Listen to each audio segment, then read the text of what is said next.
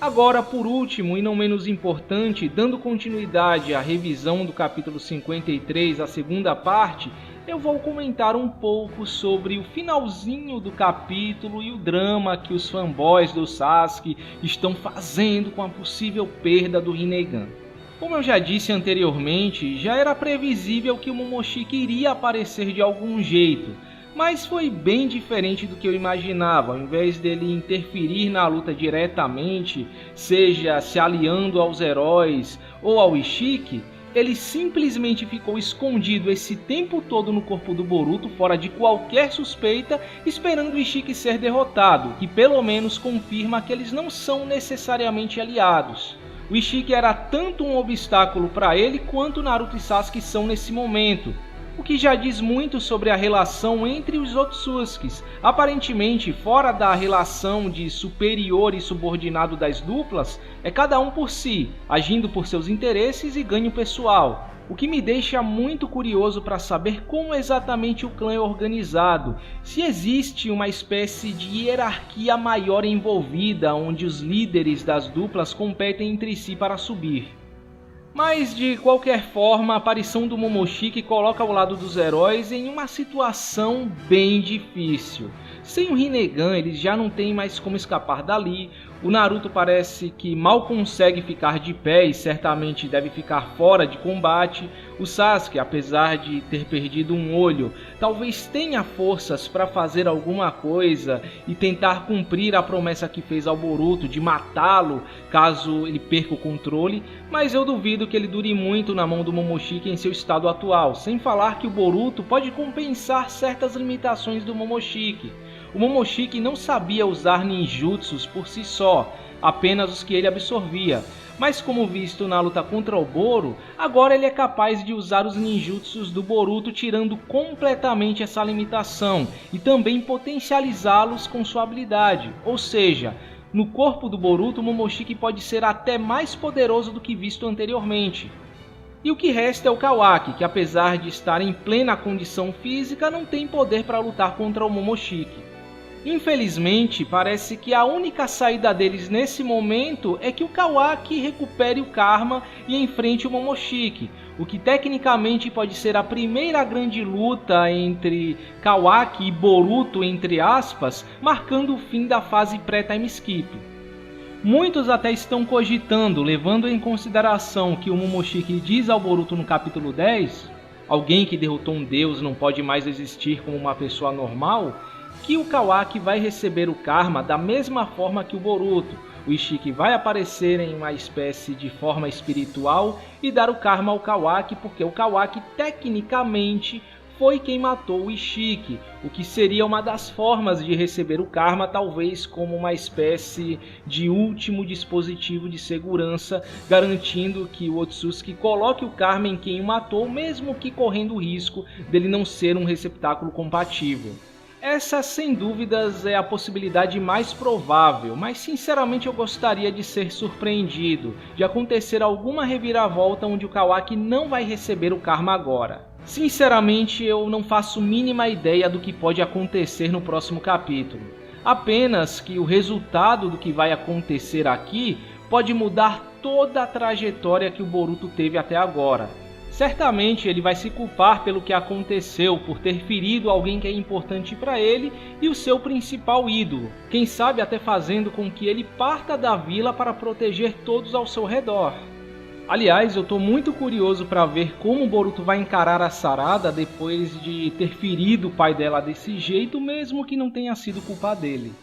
E por falar nisso, já entrando na polêmica da perda do olho do Sasuke, eu acho engraçado que todo mundo aceitou muito bem, até mesmo os fãs do Naruto, a possibilidade dele sofrer alguma consequência após o uso do modo Baryon.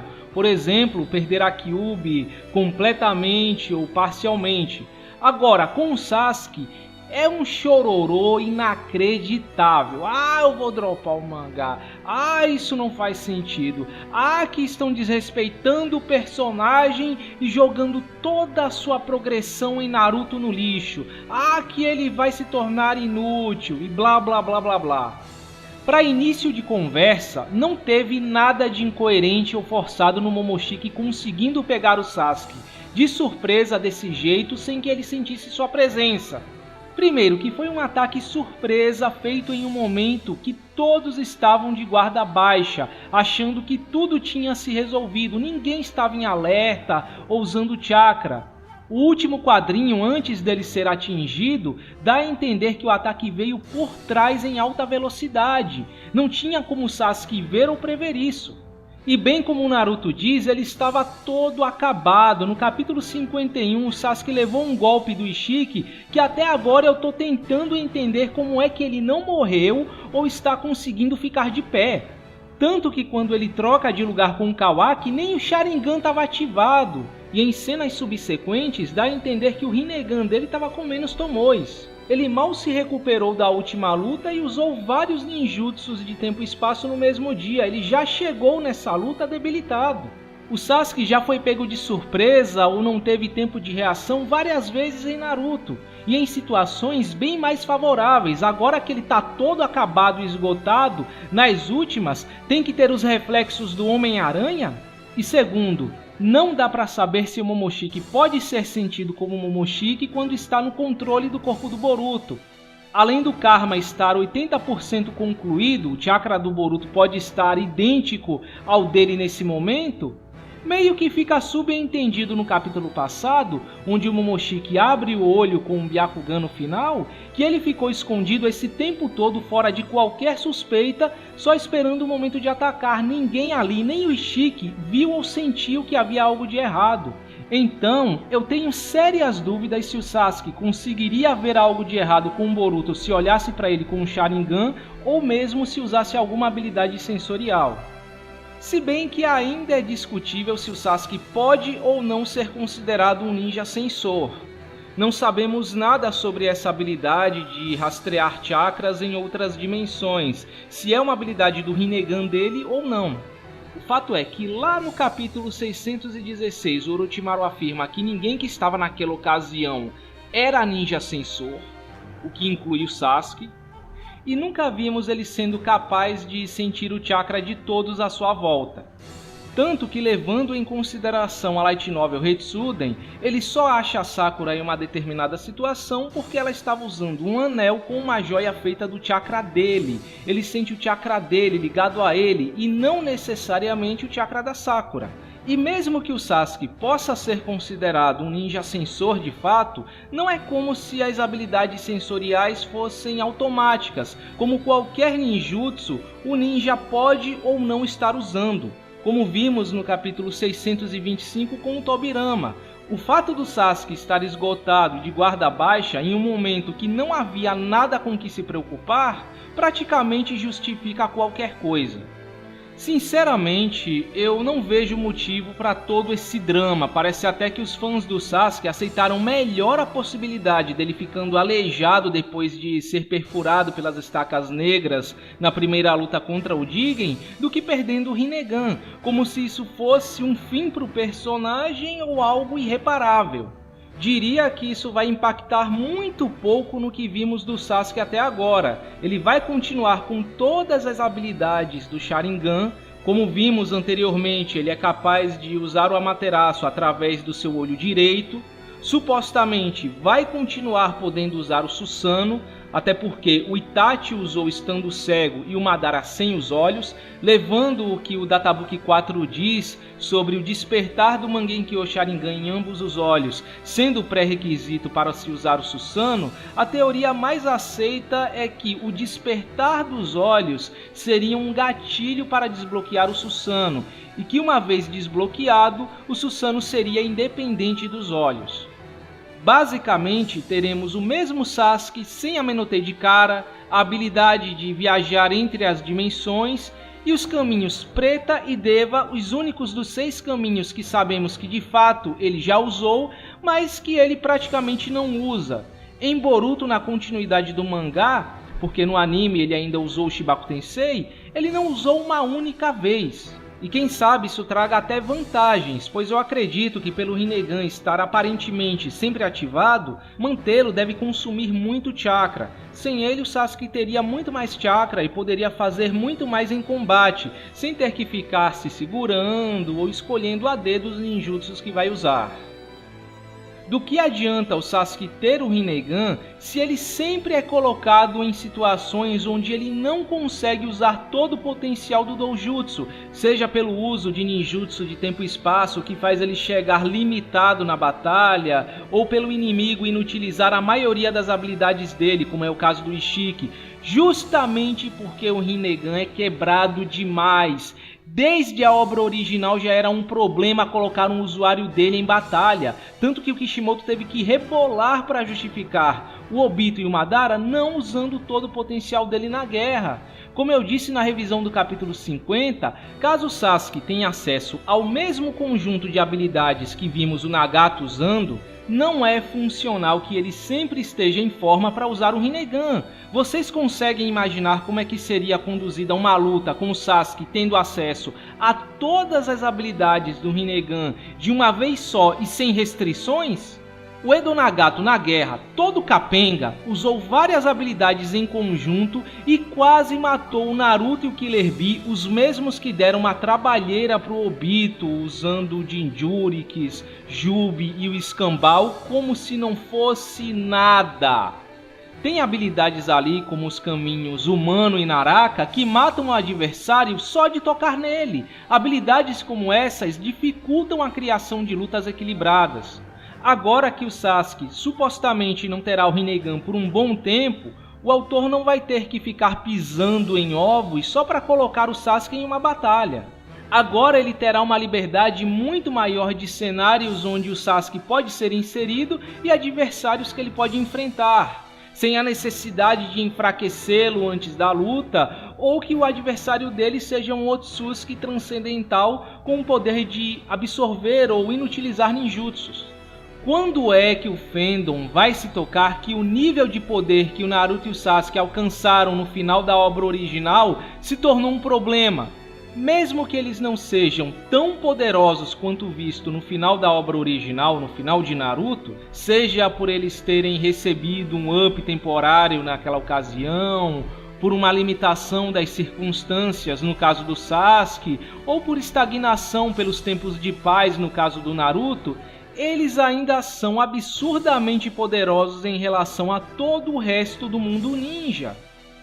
Repetindo o que eu disse na revisão do capítulo 48, o maior problema de uma história onde existem personagens muito poderosos é que eles acabam se tornando verdadeiros elefantes na sala. Fica difícil para o autor criar uma história convincente onde eles não consigam lidar com qualquer problema. Ele tem que criar vilões poderosos o suficiente para enfrentá-los, uma maneira de nerfá-los ou uma desculpa para tirá-los de cena e dar algum espaço para os outros personagens. Eu sei que os fãs do Naruto e do Sasuke querem que eles sejam intocáveis e insuperáveis, mas devemos concordar que eles chegaram a um nível completamente disfuncional para a progressão dessa história. Pode ser que lá para o final eles recuperem tudo que perderam e voltem até mais poderosos. Mas no momento é essencial que eles sejam tirados desse pedestal em que foram colocados. A perda de seus principais poderes pode representar um recomeço para esses personagens, principalmente para o Sasuke.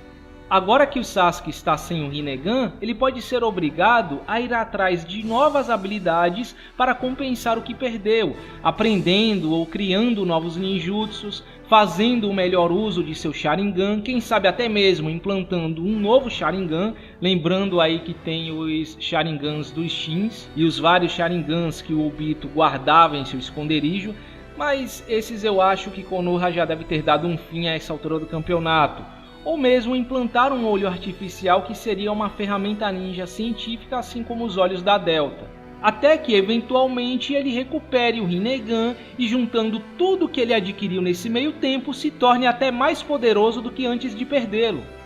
E por falar nisso, há N maneiras do Sasuke recuperar o Rinnegan. seja se reconectando com o Rikudo Sennin, despertando o Rinnegan no olho direito, seja pelo Rinnegan ser curado, porque ele não foi arrancado e esmagado, ele foi perfurado, talvez o Orochimaru consiga fazer alguma coisa, seja por conseguir um Rinnegan de outro Otsutsuki que apareça no futuro, etc. E tirem da cabeça o Izanagi, pois ele só funciona se for usado antes de receber o ataque. Os danos causados antes da ativação do Izanagi não são resetados, tanto que o Madara, apesar de burlar a morte, continuou com os ferimentos, ao ponto de que teve que implantar células do Hashirama nele para não morrer de novo. Se for para o Sasuke perder o Rinnegan, vai ser para ele ficar uns bons anos sem, da mesma forma que se o Naruto perder a Kyuubi ou ficar enfraquecido. Não é uma coisa que ele vai recuperar no capítulo seguinte. E também convenhamos que até o final da obra os Otsutsukis devem se tornar os principais vilões e tanto ele quanto o Naruto devem recuperar o que perderam para combatê-los. Inclusive, o Sasuke perder o Rinnegan pode ser importante para a introdução deles na história, porque uma vez que o Sasuke não é capaz de viajar entre as dimensões, eles podem agir livremente e atacar o mundo ninja de surpresa. Enfim, a perda do Rinnegan do Sasuke abriu um leque imenso de possibilidades muito mais positivas para o personagem do que muitos imaginam. Eu espero que as pessoas que estão me escutando entendam que às vezes há necessidade de que nem sempre uma batalha seja ganha, de que um personagem seja derrotado e humilhado para eventualmente se reerguer. Um Battle Shonen precisa de desafios, derrotas e consequências, obstáculos a serem superados. Nem tudo se resume a vitórias onde o seu personagem preferido vai humilhar o adversário e fazer pose de fodão no final, só para massagear o seu ego como fã desse personagem e depois dizer: olha como meu personagem preferido é foda, e usar os feitos dele como argumento em alguma discussão idiota sobre personagem X versus personagem Y. Se é para o Naruto e o Sasuke serem intocáveis, então que não haja continuação. Eu não sei quanto a vocês, mas eu quero ver ameaças e consequências que impactem diretamente na progressão da história. Uma história que me faça sentir como se tudo pudesse acontecer, sem se limitar por causa de certos personagens só porque eles fazem parte do elenco de Naruto. Eu não vivo do passado ou do hype em personagens que já tiveram seu arco de história encerrado. Se Naruto e Sasuke precisam perder os seus poderes para que haja um equilíbrio no nível de poder entre os personagens, lutas mais desafiadoras fazendo uso de estratégia e ninjutsus mais contidos, e um destaque maior em outros personagens, seja da nova ou da antiga geração, em situações de risco, já que eles não poderão resolver tudo, que seja. Vai acontecer o que tiver que acontecer. Sejam fãs da obra em si e não de um personagem específico. Bom, então é isso. Agora, eu fico por aqui, espero que tenham gostado da revisão e nos vemos no próximo vídeo.